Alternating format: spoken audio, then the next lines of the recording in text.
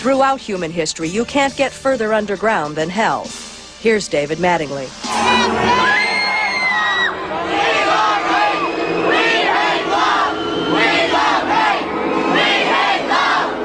They want you to come here tonight. They'd rather you be in church. You are in church, motherfucker.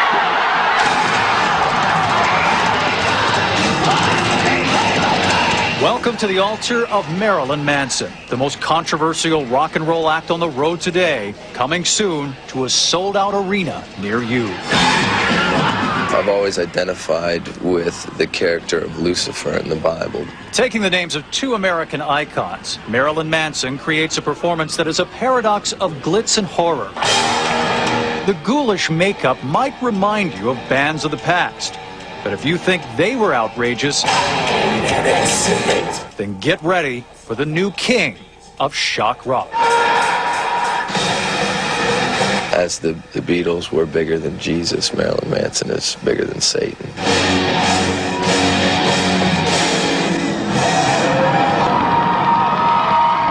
We followed Manson and his band here to Wheeling, West Virginia, a town consumed with outrage over the band's arrival and filled with fantastic rumors. We came looking for the truth behind the band's threatening reputation, and we found it buried beneath a layer of free speech and free enterprise known as hype. No noise of any kind. No sharp objects.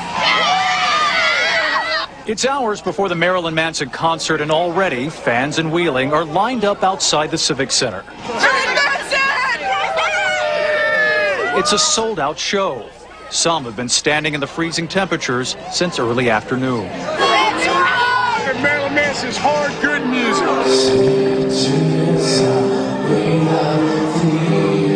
Rising out of the South Florida club scene, Manson comes to town riding a whirlwind of national publicity. Rolling Stone readers named Manson Best New Artist.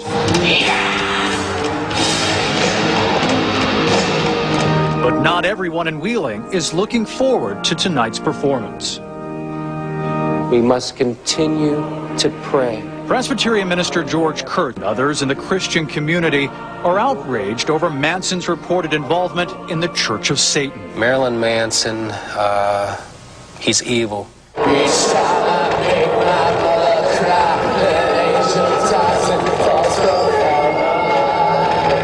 The Church of Satan worships neither God nor the devil and teaches people to believe only in themselves. It's a theme common in Manson's music. The idea, God is dead, you are your own God. It's a lot about self-preservation. A lot of people confuse it with devil worship and things like that. This is not a game, and it's not for fun, and I don't think it's even for show. And we've already seen the effects that it can have on young people. We're here to worship Satan.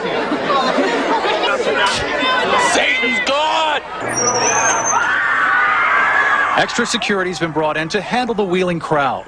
While ticket holders go through the customary searches, Manson is relaxing in his eccentrically decorated dressing room. And we find he is just a little amused by all the negative reaction. The most ironic thing that these people always fail to realize is that the lack of hospitality that they greet someone like me with is just very unchristian. I think that's the biggest paradox of all.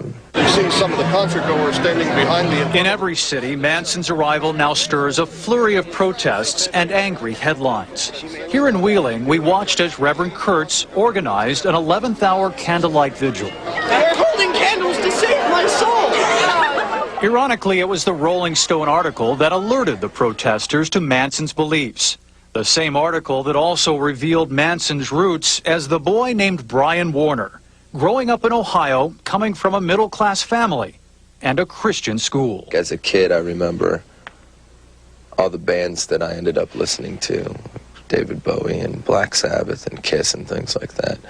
I had heard about all of them through my church because I was told this is what I wasn't supposed to listen to, so I went out and bought it immediately. The forbidden fruit Brian Warner savored as a boy, Marilyn Manson now dishes out to a hungry new generation of fans.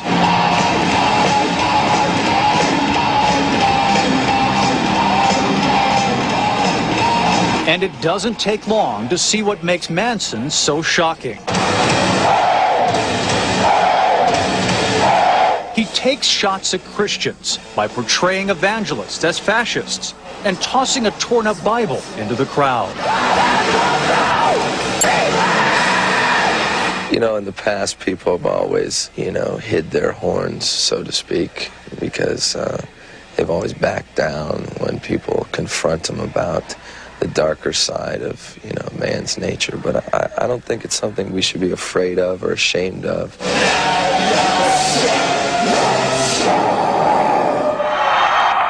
I think one of the things you have now is you have this generation where, the parents grew up on rock and roll, so the parents, grew up during the 60s or whatever, and so it's like, so it's got to be pushed a little bit further because, their parents aren't going to be, as easily outraged as maybe my parents were, Jim Henke is the former music editor of Rolling Stone and now chief curator of the Rock and Roll Hall of Fame Museum in Cleveland.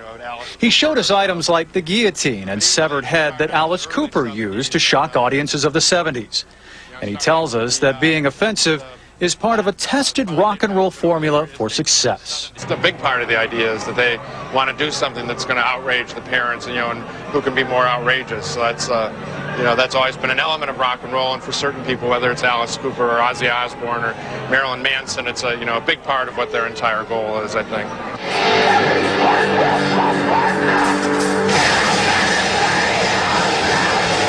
If shocking parents is the goal, then Manson does not disappoint. His music is laden with images of hopelessness and despair. At one time, Manson even breaks a wine bottle across his chest. Everyone sees me as this bad person because of what I'm saying, but what I'm saying is in everyone. It's the part of you that no longer has hope in mankind, and you realize that, you are the only thing you can believe in. That's really the bottom line. We don't want to believe in a God that doesn't believe in us. They always say that you remember a civilization by its architecture and its music. That's scary. Barbara Wyatt of the Parents Music Resource Center helped lobby for warning labels on records with explicit lyrics. Well, I think certainly the satanic themes are in here. Now, she says she takes at least 20 calls a week from parents complaining that Manson's music goes too far. Where is the harm? Well, again, it's what goes into the brain can stay into the brain. I don't think there's any evidence here that these, kids are going to go out and, rape and loot and, storm our neighborhoods. They're just having a good time. I think that's pretty much what it comes down to, yeah. So. It's only rock and roll? That's only rock and roll, and they like it. So. If this is true, that it's only rock and roll, then everyone who reacts to the shock of Manson's music becomes part of the show. The rebellious youth who pay to see him, and the indignant parents who want him to leave. My prayer is that there'll come a day when there are no cities left for him to perform in. Unfortunately for them, usually with all of their complaining and protesting, they end up just selling more tickets.